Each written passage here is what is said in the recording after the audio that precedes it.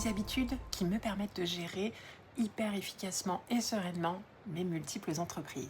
Alors je chuchote aujourd'hui parce que ma quatrième habitude, c'est de me confier un petit peu à des personnes au moment où j'en ai besoin dans mon processus créatif de mes projets professionnels. Donc mon processus consiste à avoir une idée à un moment donné qui m'arrive, je ne sais où, dans la baignoire, dans la douche, aux toilettes le matin, dans la nuit, en marchant.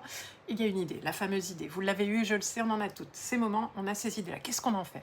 Moi, j'ai un process. D'abord, je la prends et je me mets à écrire sur un carnet, sur un papier, sur mon téléphone. J'écris tout ce qui me vient par la tête en pensant à cette idée, tout ce que ça m'évoque, tout ce que ça m'inspire, comment je la projette, etc.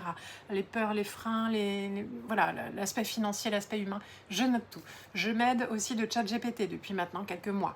Je lui en parle, je lui partage mon idée, je lui demande ce qu'il en pense, il me pose des questions, ça m'aide à préciser, etc. Ça, c'est le premier niveau. Et puis ensuite, je vais en parler à une première personne, souvent une personne de mon équipe, soit une personne de mon équipe du club ou de best-seller en auto-édition. Si c'est pour des livres, ça va être en parler à une auteure ou un auteur.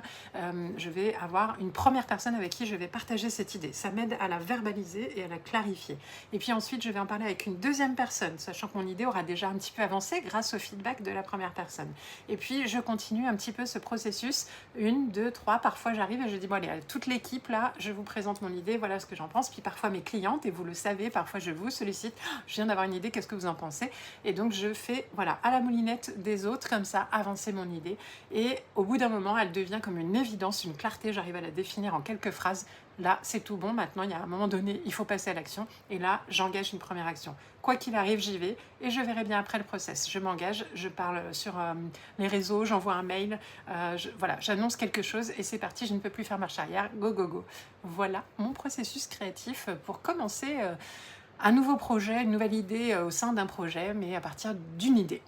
Voilà. Alors et toi, est-ce que tu as une idée en ce moment qui est là et que tu laisses un peu de côté ou que tu sens que tu vas la laisser passer?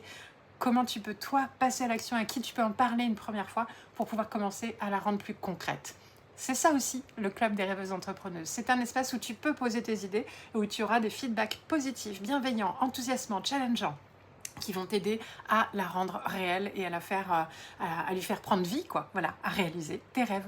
Donc, si ça t'intéresse d'avoir ce super groupe de soutien, rejoins-nous dans le club des rêveuses entrepreneuses et rejoins-nous dans ces cercles de rêves qui vont nous aider à réaliser nos rêves d'ici l'été 2027.